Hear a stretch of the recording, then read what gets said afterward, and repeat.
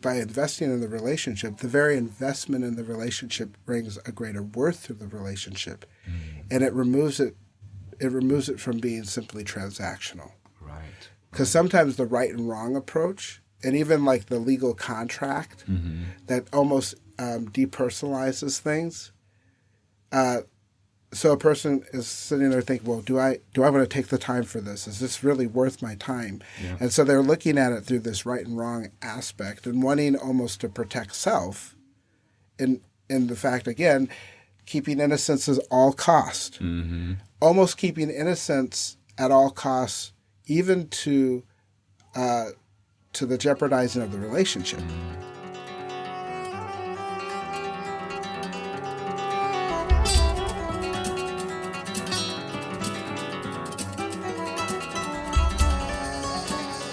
Welcome to the Cultural Agility Podcast, where we explore the stories of some of the most advanced intercultural practitioners from around the world to help you become culturally agile and succeed in today's culturally complex world.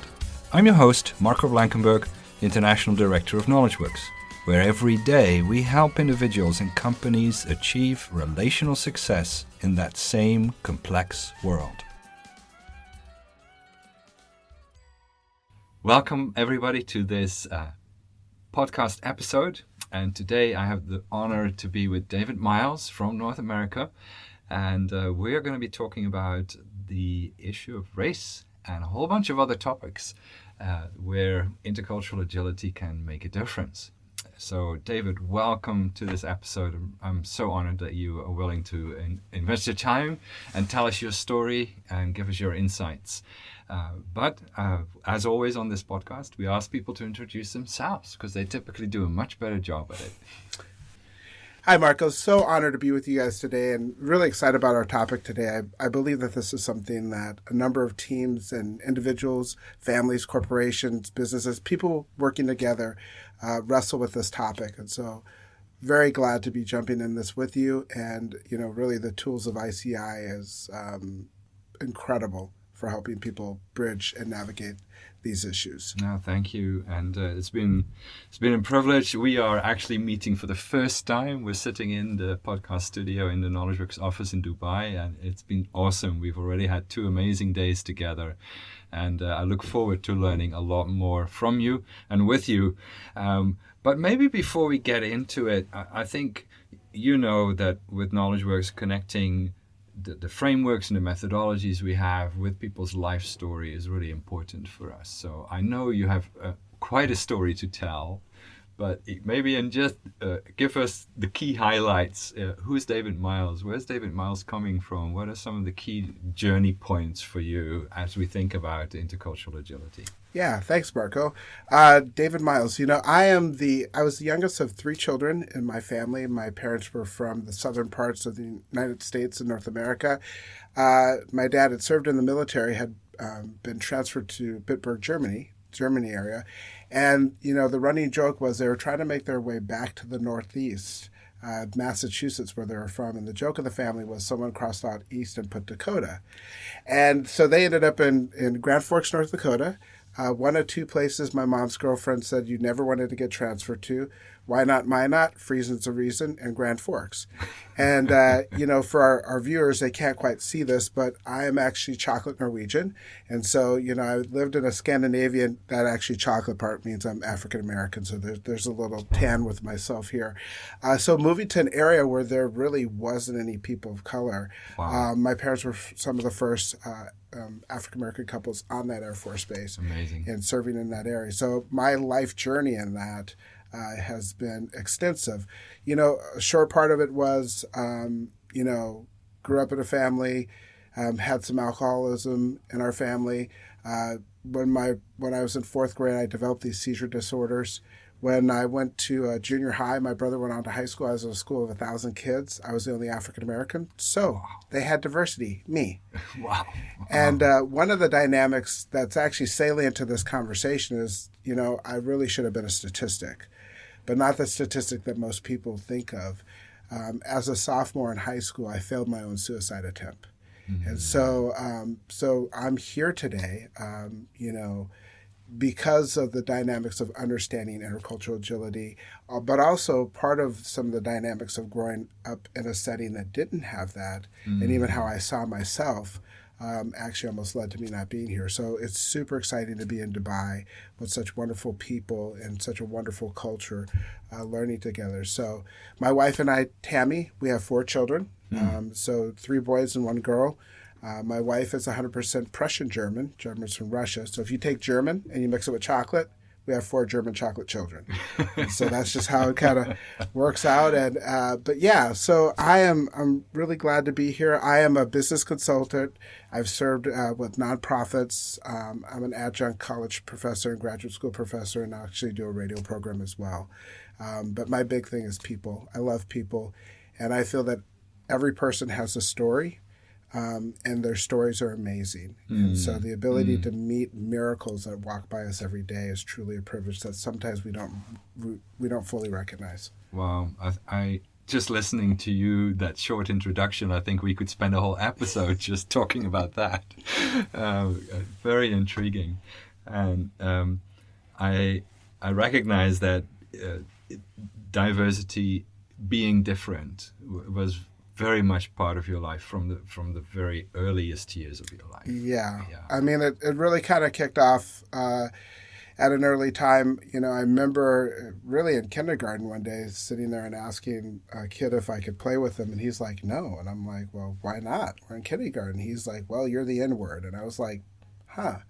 Well, that all I knew is that it hurt. I didn't fully understand what had happened, and remember going home and talking with my mom about that. And as I'm older now, I could see the hurt of that dynamic of people otherizing a person. And so I would have this experience, you know, growing up. I had really wonderful people as well, you know, but had some difficulties in that area that actually were part of this part to my failed suicide attempt as well. So I've been kind of navigating this conversation of race and ethnicity and interpersonal relationships for pretty much my life. Yeah. So, what is it now? 2 years ago that we connected? Yeah. And you had the privilege of walking through the Intercultural Agility certification. And maybe it would be really good from your side to actually hear you explain what it is. Some of the audience might be new today. So what is intercultural agility? Man, intercultural agility, well, first of all, I'll put it this way, Marco. If people are breathing and you're across from another person who's breathing and you're committed to your visions, values, missions, and actually just want to see your relationships grow, I would say having intercultural agility is a non-negotiable. Wait a minute. So you're saying this is for everyone? Not just when you fly from one country to another? This is for everyone. And so Okay. I go back to kind of, you know, it might seem kind of basic, but really I feel like if a person is breathing and you're across from another person who's breathing and both of you are trying to make some sort of connection and have a relationship, understanding intercultural agility, which is also intercultural intelligence, is for me, it's a non-negotiable. Right. If we truly want to honor the people that we're with and even ourselves, Right. I feel like this is paramount. You know, one of the first paragraphs in one of the DISC profiles that I did, it said about self-awareness, and that self-awareness and leaders, that people who are self-aware are far more successful because they have an understanding of who they are and who they're not, and the things that they should engage in, the things that they shouldn't engage in. Yeah. And I would say like this particular area of intercultural intelligence is paramount. You know, it used to be that people thought IQ was the big thing. And then people said, well, EQ, emotional intelligence, which is very much important. Yeah. But I would say now intercultural agility, which helps with intercultural intelligence, is huge. The renowned business management person, Peter Drucker, he said this. He said that culture trumps strategy. Matter of fact, culture eats strategy for lunch.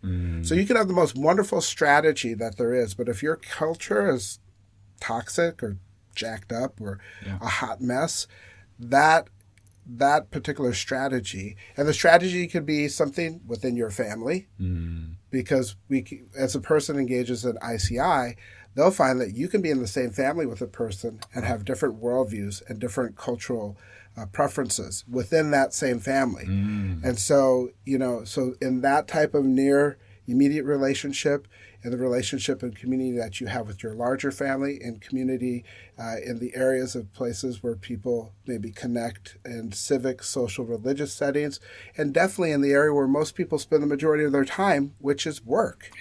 Yeah. I mean, we spend anywhere from 6 to 16 hours a day in a work setting. Yeah. And, Marco, we've talked about this before, that right now I could give you $20,000. What I can't give you is the last 5 minutes. Yeah, and absolutely. so if we're investing in having relationships with people, this is mission critical. So I want to pick up on something that you said. So this idea that even within the same home, people could actually be culturally different. And especially if they start living their own lives and they come back together again and they compare notes, they're actually on a different cultural journey.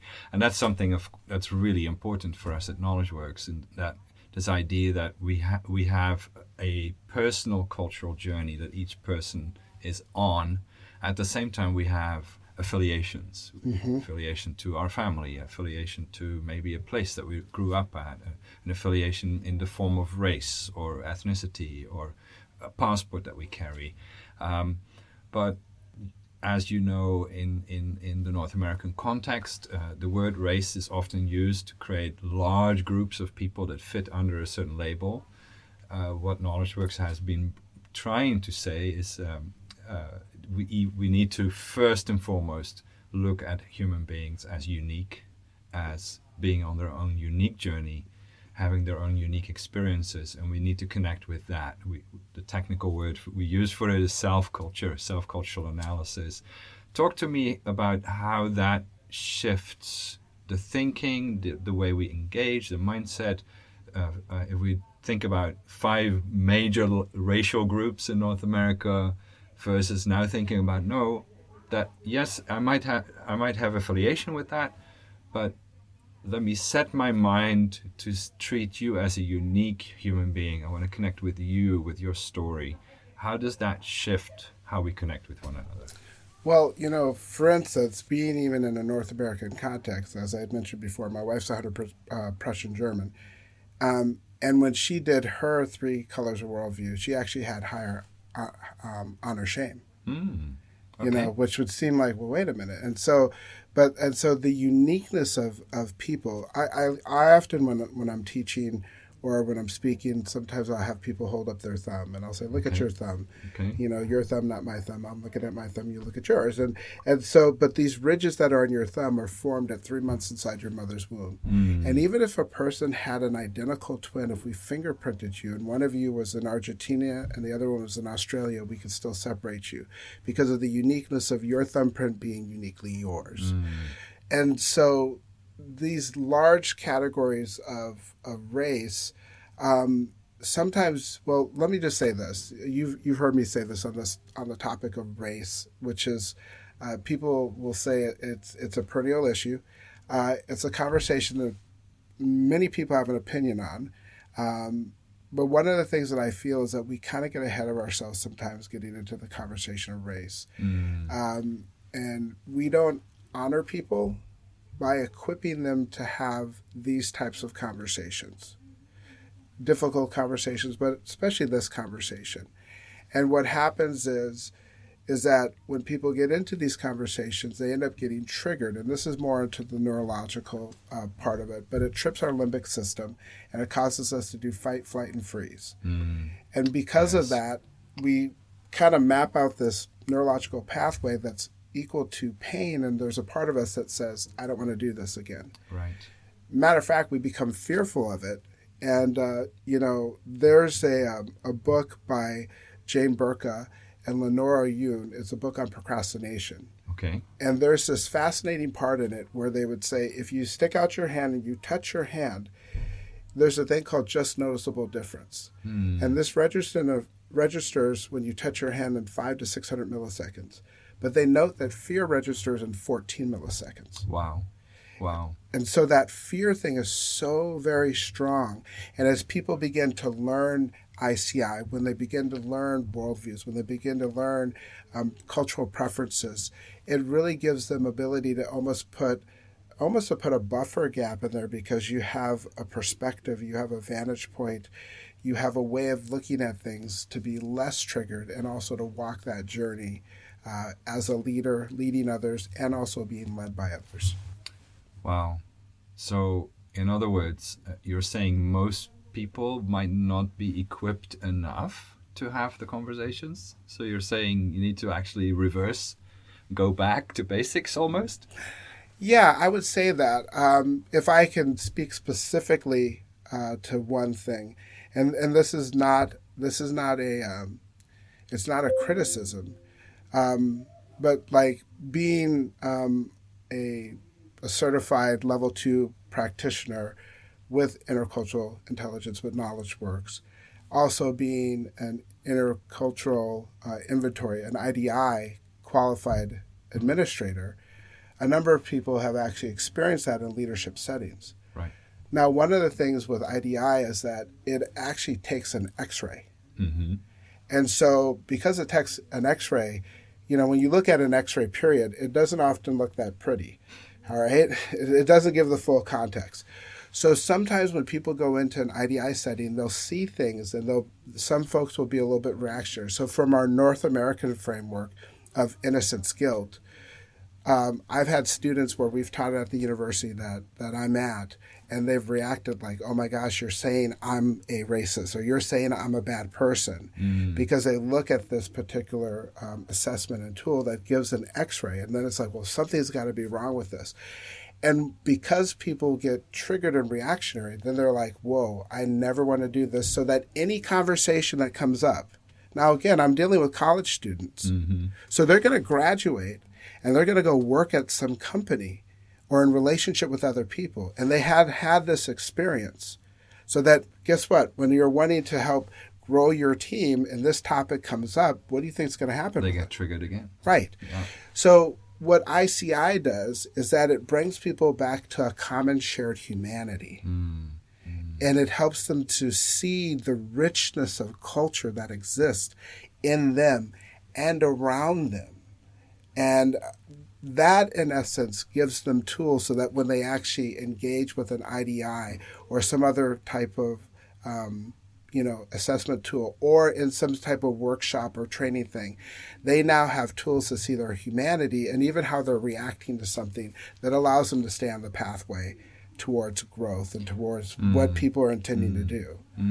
Yeah, and even just the way you're talking about it, I can see you're passionate and animated about this. So before we talk about application, I'm just curious, how did going through the certification, how did that first level of application, how did that impact you personally? What did it do to you?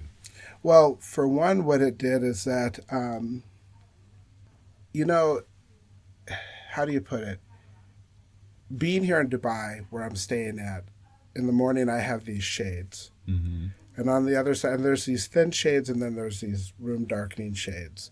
And outside my window is the Burj Khalifa. Yeah, Burj Khalifa. So I'm not saying it exactly correct.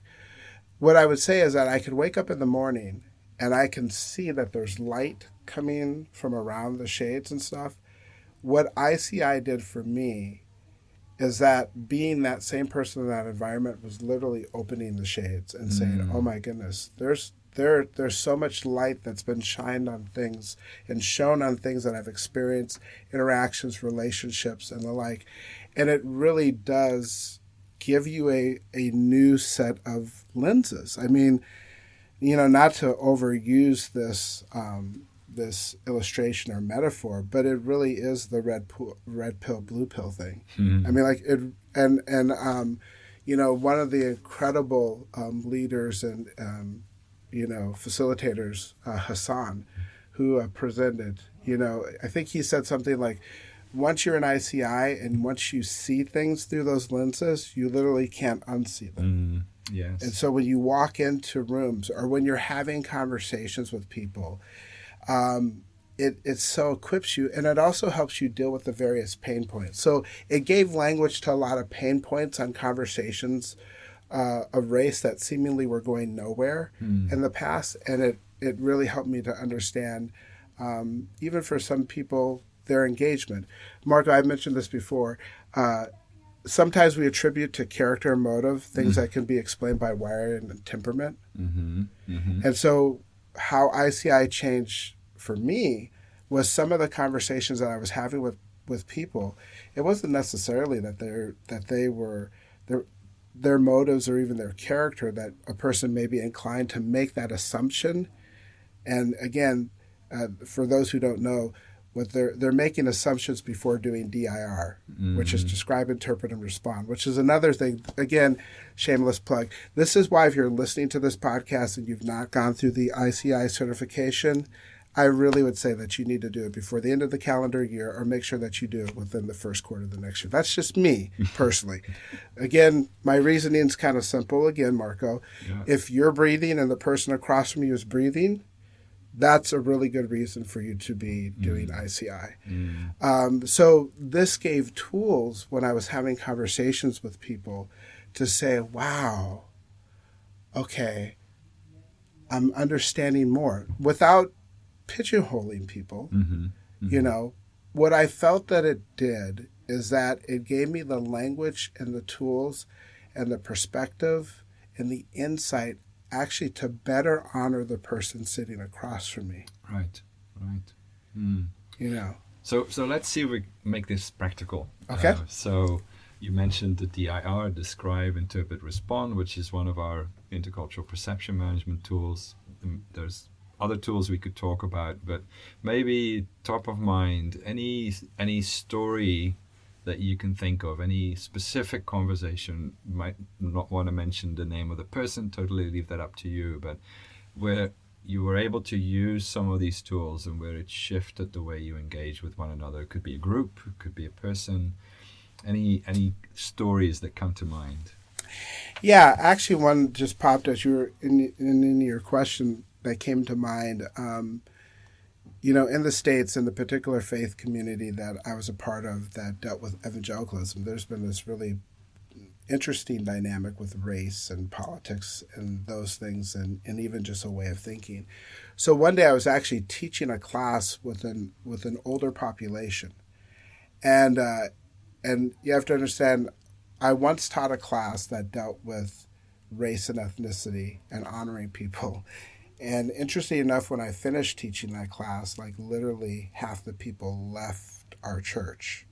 Wow. Because they so struggled with this. So I was asked to come back in and teach. And I remember teaching this particular class. It was 2 weeks.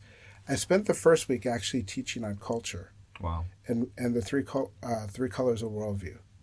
And this is an older population, and I'll just say what the leader of the class came to me after day one, and said, "Wow," said David, "this was really amazing. Thank you so much for coming in and teaching." I'm like, I was honored to come and said. He goes, "No, our people really needed this." And I said, "Well, this is great growing together with one another." He goes, "No, you have to understand.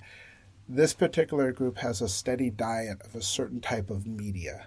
And so they're super resistant to these types of conversations. And I was like, wow. And so we got into that conversation so that the very next week, refreshing on the three colors of worldview and culture, and then jumping actually into the conversation on race and ethnicity, there were people in the class who were like, amen, yes, that needs to change. Wow. And one person I knew that had wrestled with it, they were like, "Can you say that again? Like, people need to hear this." Wow.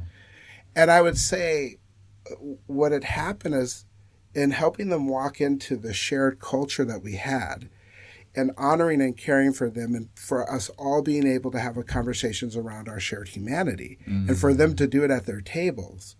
Then when we got into a conversation that previously would have been like match to gasoline, it actually became like this we need to lean in.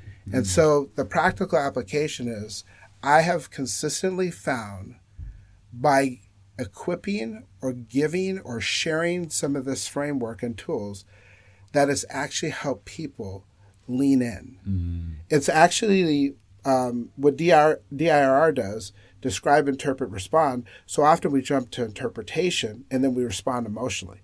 We don't describe. Yeah.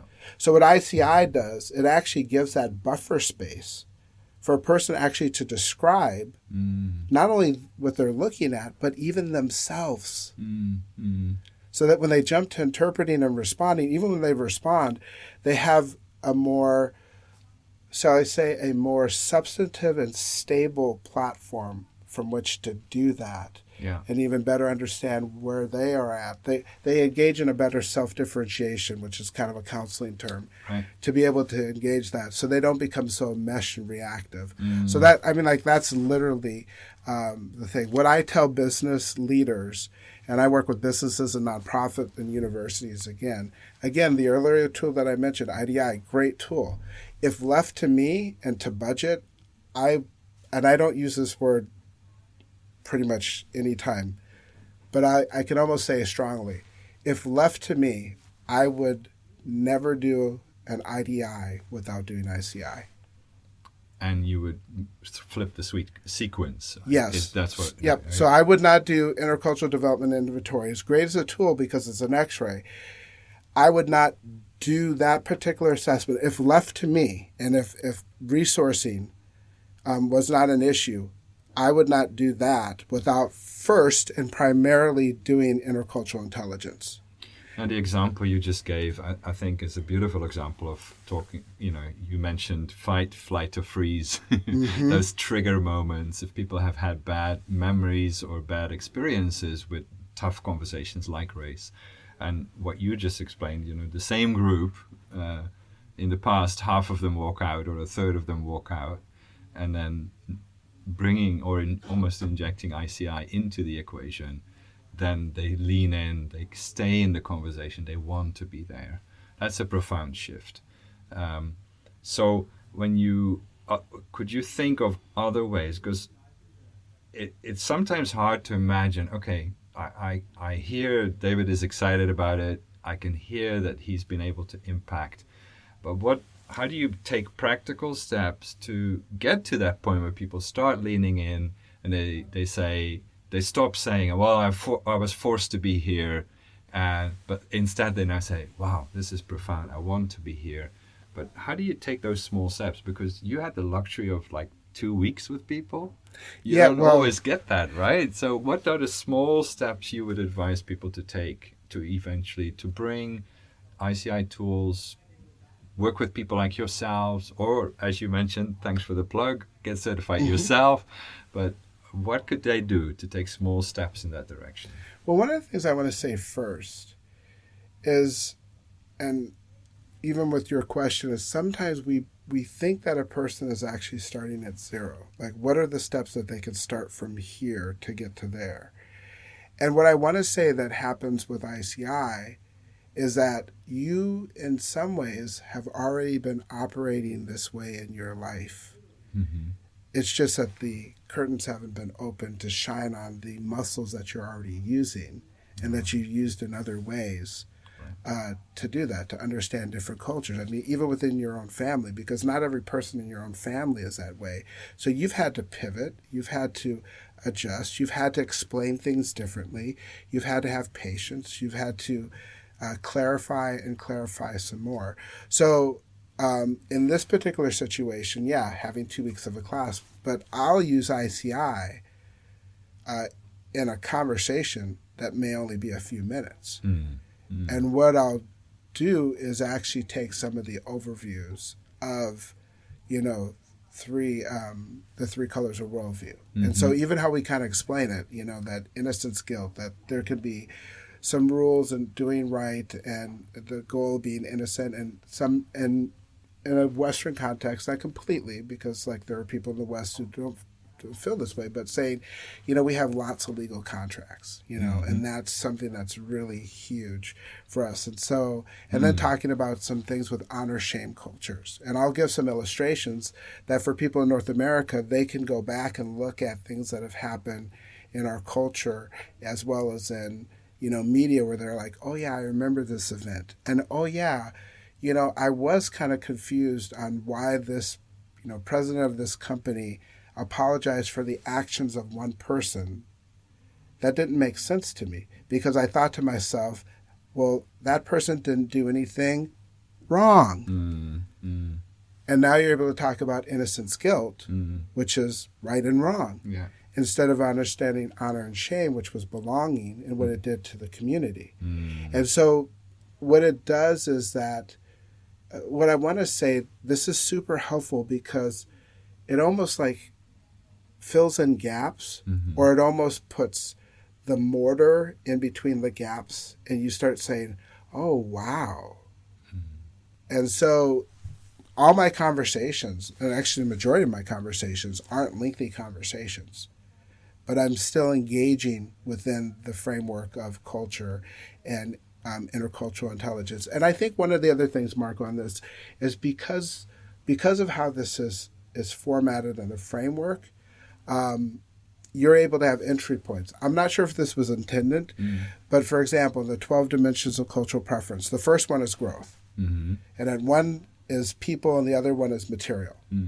So when I'm working with C-suite executives, I'll explain that to them. And I said, so how's that ever been where you're director of sales, but you're director of IT, you've had to have this pain point conversation because the person's like, well, you know what, if we're really committed to the company's value and we really want to succeed, we need to build out our infrastructure. We need to change our CRM, our contact, just our management. And the other person's like, no, we need to invest in our people. Okay, there's no race sometimes in that particular conversation, like in my area where it's a lot of Scandinavian people. That person can be in a company in that C-suite where there are no people of color and even could be no women in that setting. And that conversation, that pain point is real. And then when you actually begin to talk about 12 dimensions of culture, with that, they're like, oh, well, wait a minute. Okay. And because they are able to see their own experience, because they're able to see their own pain points with this and their own things with leading, it actually becomes a cup of cold water on a hot day. Because a number of people have had these pain point issues in leading and working in these settings. And what's one of the things that actually keeps people from engaging? They're like, I don't know what to do. Like, what do we even do with this? Like, where do we even start? So all those various things that leaders say all the time, when they're able to come to 3 colors of worldview and at least have a degree of actually putting containers where all that messy spaghetti is going all over the place, and it just kind of feels like it's full. It allows you to actually put it in a container so that as you're making sauce, you can actually pour that in there and people can actually have a meal that they actually share together. And then something that's typically messy and sticky actually becomes something that builds community and has a purpose. Wow, there's so many touch points there. So the one thing I'm thinking of is, as I'm listening to you, that tools like the cultural mapping inventory, using that to give people personal understanding, but also it gives people a neutral language. So it's not judgmental.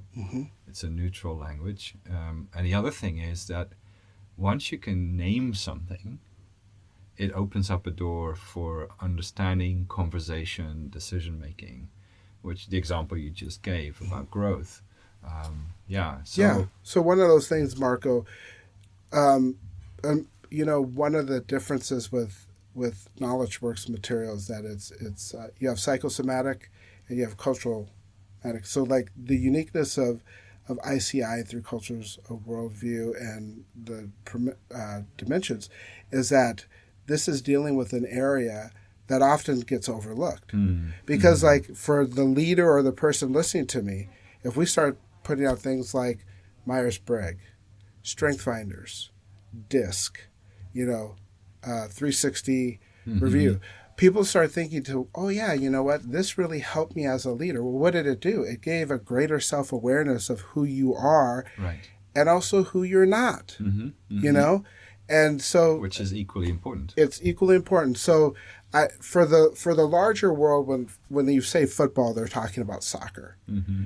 You know, in the American context, we're talking about Americanized football with pads. Mm-hmm. And where I live at, the Minnesota Vikings are a football team. And they have this one guy who's like one of the top receivers in the NFL named Justin Jefferson. So in my particular, because again, the other thing about ICI, it helps you understand context. Mm-hmm. So even what I just talked about, the context of the world when it comes to football and the context of America, Mm-hmm. and now even the regional context of where I live.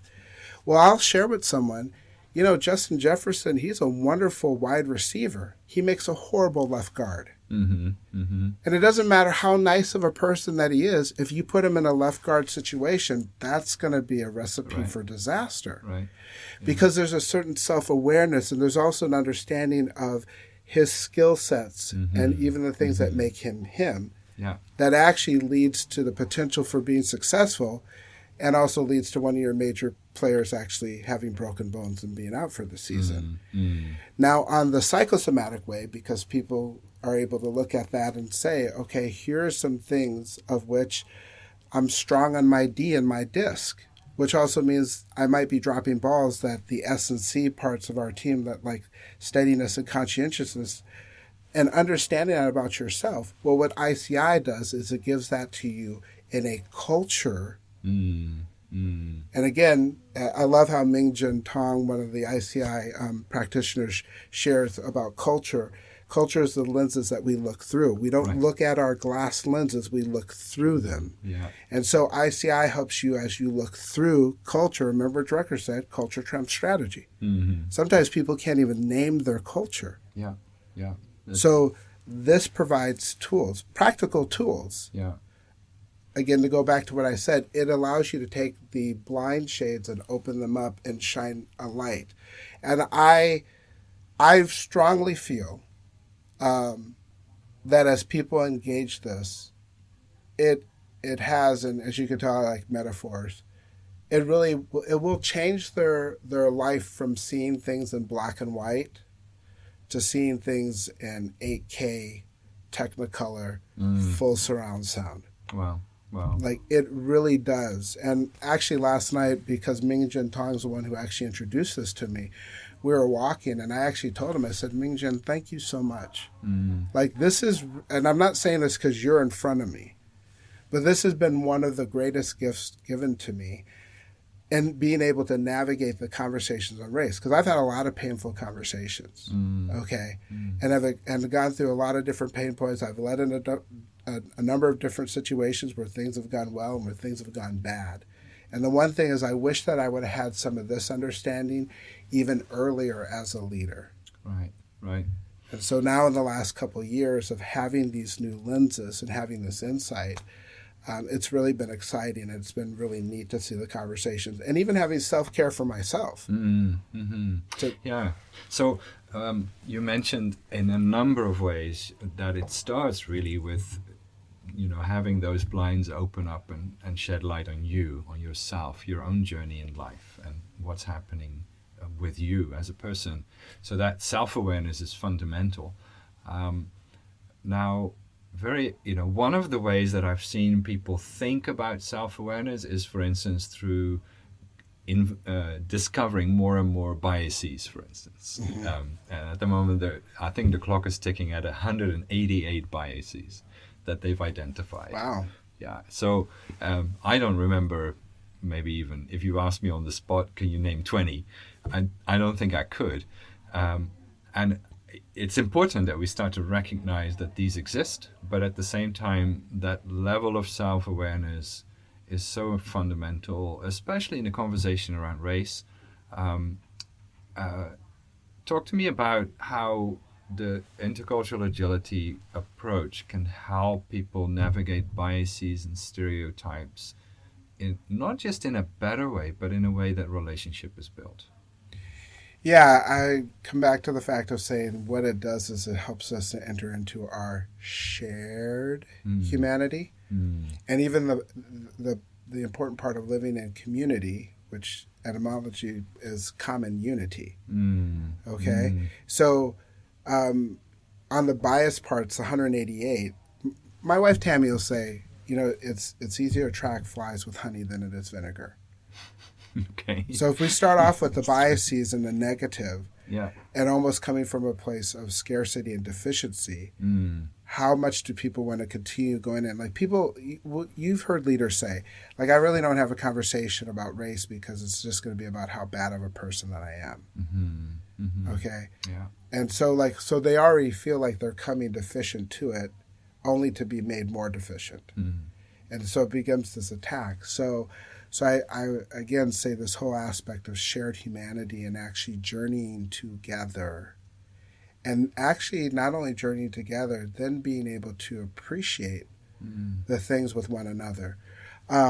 Marco, one of the things that I feel that's been lost with kind of these sociological constructs of race, especially as it comes to black and white, but even for in the American context with European Americans, is I'll ask them things about just their last name and like explaining their last name and like, where's that come from? And a lot of people draw blanks because it's just like flat paint white, people have lost the texture, the tenor, the beauty of ethnicity because it's been truncated to this thing called white.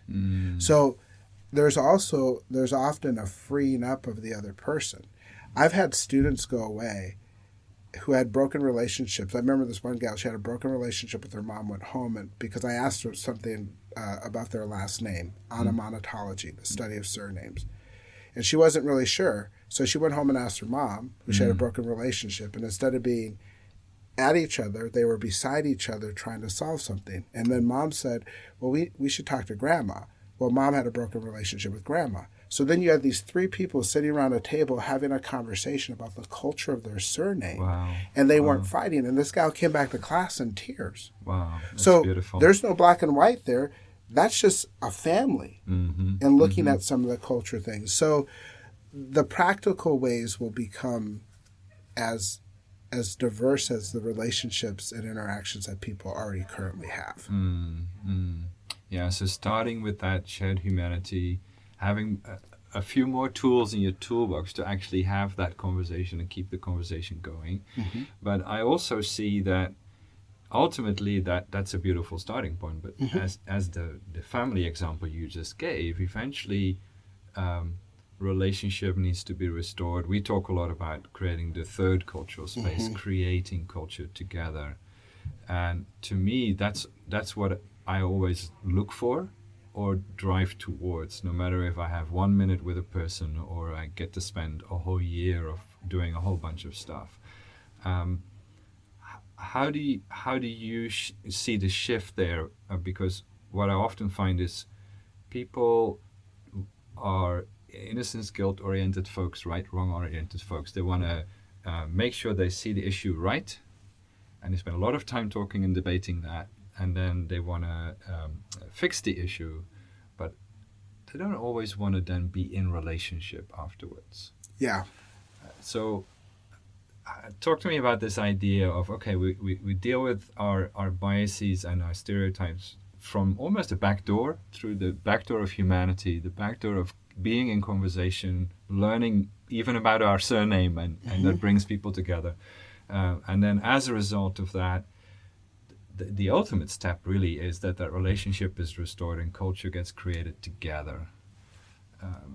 How do you see that add to the dialogue around race? Well, I think one thing is that it helps that for people to see that it's not that the only conversation's about race. And that's another thing that kind of gets truncated as well, so that you actually have a more full-orbed view of a person, and a lot of other places even to go in developing the relationship and the understanding of self and understanding of that person and them with you, so that if there's this one aspect of race, you can actually have the conversation. Right. So in marriage counseling, they would say an unresolved issue, like a person could have something, and it's not as big as an issue, but if there's no other life around it, that issue seems much larger and all-consuming Yeah. than it really is, because things have been reduced to primarily this and maybe a couple other things. And so, when you understand that there's more to a person, that also, if you're creating a third cultural space, that means people are bringing something into that space. Yeah. And even we're having an understanding. What ICI does is it helps you understand another person's worldview and even part of their cultural preferences. Well, as that person is learning that about themselves, you're actually learning the authentic them. That's beautiful. So the authentic them, who previously maybe was more reactionary on conversations of race, but now understands things culturally on worldview, and these parts of them that is, unknown and even unseen to themselves. And there's this thing about fear of the unknown. So now we're back at fear. And as you uncover those things, it allows that person more fully to enter in. And if you have something that's shared, that actually helps you to come together too. That's why people in medical school, they can form these lifelong relationships, or in graduate school, or any sort of things, or even through, a particular event that's happened, because they have this shared experience together, and they live this together. Though they're diverse and different people, they've shared those things together. This helps people to have an understanding of what's already shared, but sometimes just gets overlooked. Yeah. And again, they already have the tools and muscles. They're already using those things. Just sometimes aren't aware that they've been using those things. Yeah. And it's just slightly tweaking. And I mean, like, Marco, if you have to come with a slide ruler and a pencil to solving a major, Excel spreadsheet type of thing, if you're bringing your computer and an IT person and someone who really understands Excel, or you're coming by yourself with a chalk and pen and a slide ruler, how confident are you feeling to engage the conversation? Yeah, absolutely. Okay. Yeah. Now notice I didn't say anything about race. Yeah. But I gave an illustration that deals with real life that a person could say, oh, well, yeah, of course I'm going to feel. Okay, now scratch the conversation of math and Excel and all these other things. Now bring in the conversation of culture and race. And one thing that goes through my mind as you're speaking is that the relationship-centric approach very often results in a number of things. First of all, we want to be together, but also the issues that we thought that were between us now get perspective. And I've seen often that those issues either shrink or disappear altogether. Yes. But also, if there are still issues between us, if we now have a relationship, then it's actually possible to discuss them. So one thing that we've discovered through the three colors of worldview is that, innocence, guilt-oriented, right-wrong-oriented people have a tendency to put the problem at the center of resolving the conflict. While what we've learned from many parts of the world, working in over 70 countries, is many cultures put the relationship at the center. They work on the relationship. They don't pretend the problem doesn't exist, but they work on the relationship, and then in that, even if the relationship has grown just a little bit, they then see if the problem could be addressed. If the relationship is there, and if it's just strong enough, let's bring the problem back in and see if we are able to discuss it. Right. How does that shift from being problem-centric and we need to understand the problem and we need to understand it in the same way before we can sort of make it go away, versus relationship-centric? How would that potentially shift things and add to the conversation of race? Well, the first thing that you're saying, even by investing in the relationship, the very investment in the relationship brings a greater worth to the relationship, and it removes it from being simply transactional. Right. Because sometimes the right and wrong approach, and even like the legal contract that almost depersonalizes things, so a person is sitting there thinking, well, do I want to take the time for this? Is this really worth my time? Yeah. And so they're looking at it through this right and wrong aspect and wanting almost to protect self in the fact, again, keeping innocence at all cost. Mm-hmm. Almost keeping innocence at all costs, even to the jeopardizing of the relationship. Yeah, I've seen that as well. You know, Yeah. one of the things that was super fascinating about, Hassan's study was looking at those, or actually Bart, his teaching on Yeah. What breaks trust? Yep, high what performance builds trust? intercultural marriages. Yeah. And what builds and breaks trust. And it came back to this issue of the person apologizing Mm-hmm. and admitting mistakes. Mm-hmm. Mm-hmm. Okay, like that, and an innocence guilt type of, it's like, oh no, like I'm going to make sure that I'm right in this, and if I'm not right in this, then there's someone else to blame so that I'm still not wrong. Mm-hmm. And if there's any wrong, is that I didn't realize how wrong the other person that I trusted to do this. Whereas in apologizing, that is dealing with the relationship and saying, I care about the relationship. So when you become relationship focused, you're investing in the relationship, and you actually begin to see that the relationship is more than this one issue. Mm-hmm. And that there's so much more to develop and keep and nurture than this one issue. And the other one, it's because this issue grows to be the main thing, and again, it becomes a point of pain. Right. Well, either I want to fight, okay, I want to freeze, or I want to flee. Yeah. Yeah. And then emotions start to take over, and then conversation, it gets killed basically. Yeah. And the relationship gets killed in the process. Yep. And so that's one of the things that I'm it's interesting enough in navigating, because I also do conflict resolution. But I have students, I have leaders where they have family that's in a place where there's literally no people of color. And their families are broken over this conversation of race or politics or these various things, because this framework. And so now back to, this is really important. I do a number of things with conflict resolution, working with C-suite executives and things, and even families. And I've sometimes, to the surprise of people, said, you're really kind of seeming knuckle to knuckle. And the truth of the matter is, you're really a lot closer than you think to actually clasping hands. Yeah, yeah. And one of the first things that I do, especially when I'm working with leaders and I've been called in to do conflict mediation, is I'll actually assess the two people. And so for one particular situation that I was in, those people had familiarity and actually gone through ICI types of things. So it was really interesting understanding these two leaders, then also looking at some of their other leadership styles, and also getting to know them as a person, again, relationship, not just task. And when we finished, I was like, oh, wow. As I was preparing, I'm like, oh, wow, this makes sense on how you guys have missed each other. Right.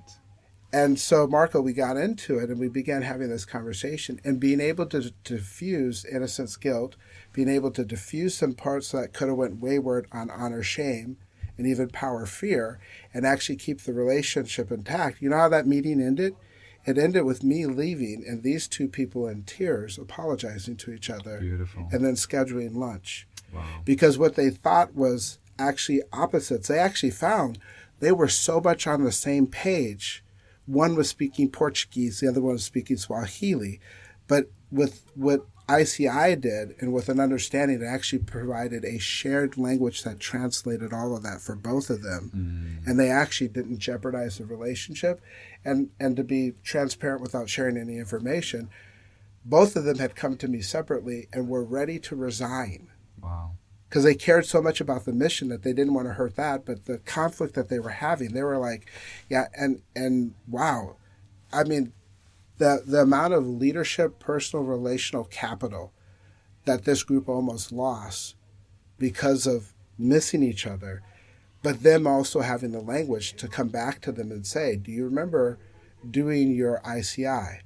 Okay, so how does, looking back at your own report, how does your particular way of handling cultural preferences Mm-hmm. versus Mm-hmm. conceal and reveal? Mm. The one person, they were very much a reveal. Mm-hmm. The other person that they were having conflict was more conceal. Mm. And so they were attributing that person being cold and not caring Right. because they concealed. Again, what I say earlier, we attribute to character and motive some things that can be described by temperament and wiring and culture. And when that person began to have a conversation, relationship, and understand, oh no, I actually care about you. I just don't necessarily share everything. Again, to another part of the 12 dimensions. Is your work relationship situational or universal? Mm-hmm. For the one person who was revealed, they were also a very universal relationship. Right. For the concealed person, they were also situational. So work was work, and outside of work, there was that same relationship didn't carry over beyond work. Yeah. So the person then was left to make assumptions, which is now the interpret response, without actually describing that there's a conceal reveal, a universal situational, an honor, shame, innocence, guilt. So from both wanting to resign to actually restoring the relationship, having lunch, and continuing. And still continue to grow the relationship. Yeah, that's powerful. And also, both of them were, oh my goodness, they're both phenomenal leaders, and both of them so needed and contributing to the success of what's happening with this group. So that, they almost peeled off. Now, here's another part. Because the CEO had actually gone through ICI and was familiar not only with the 3 colors of worldview and culture, but the 12 dimensions of preference, that person also was spearheading at this issue. They were wanting it resolved, and not from a right wrong, and even being careful to make sure that they weren't doing shame, because they had positional authority. Right. So that person even being able to have those conversations with those various leaders, to still honor them as leaders, to still engage on this particular thing, to bring it to a point of resolution, but still understanding all of these various variables that sometimes go unspoken and people are just left to interpret them, and we interpret them leading to not trip our limbic system. So meaning we're interpreting them most often from a negative perspective than a positive perspective. Wow. We could talk for hours, I think. Yeah. So I really have enjoyed this conversation, and I'm sure that if people want to reach out to you, we didn't even say that you're actually in Minneapolis. Yes. But you are. So if people want to reach out to you, David's contact details will be in the notes section of the podcast that you found. So he's available from a coaching point of view, from a learning and development point of view, an advisory consulting point of view. So reach out to him if he's in your part of the world, especially I would say when it comes to applying intercultural agility into the challenging topics of race. David gave thank you for beautiful examples on how you've done that, and I'm really excited about the work you're doing, and I look forward to maybe comparing notes in the not too distant future and hear more of these beautiful stories of how you're making a difference in the world. So thank you for joining this podcast. Well, thank you. And Marco, thank you for you and your team's work. And I mean, like, for those listening, I'm not saying this because Marco's in front of me. If you call me and contact me, or if you ask my wife and people who work with me, you're going to hear them say, he talks about this, he leads and he uses this on a daily one-on-one to group interaction. It really did revolutionize, especially on this issue of race in the American context.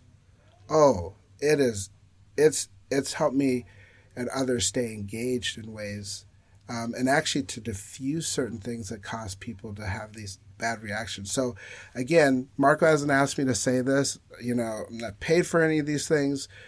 I personally, as a testimony, want to stress to your listeners, to really stop, to go to KnowledgeWorks website, read up on these things, have conversations with Marco and his team. And I'm certified in a number of different assessments. So I'm not, so coming from doing assessments and administering assessments and working with leaders and stuff like this is one of the key tool assessments and things that I practice in my work. And Thank you. Thank you, David, for this fantastic conversation. Thank you, Marco. And we'll look forward to hearing more about you, from you in the future. And listeners, please reach out to David and start connecting and interfacing with him. Thank you so much. Thank you, Marco. Thank you so much for joining us for this episode of the Cultural Agility Podcast. If you enjoyed today's episode, share it with someone. The best way to help us out is by leaving a review on your favorite podcast app or channel, or forward and recommend this podcast to people around you. As always, if any of the topics we discussed today intrigue you, you will find links to articles discussing them in greater depth in the podcast notes. If you would like to learn more about intercultural intelligence and how you can become more culturally agile, you can find more information and hundreds of articles at knowledgeworks.com. A special thanks to Jason Carter for composing the music on this podcast, and to the whole KnowledgeWorks team for making this podcast a success. Thank you, Nita Rodriguez, Ara Azizbekian, Rajitha Raj, and thanks to Vip and George for audio production, Rosalind Raj for scheduling, and Caleb Strauss for marketing and helping produce this podcast.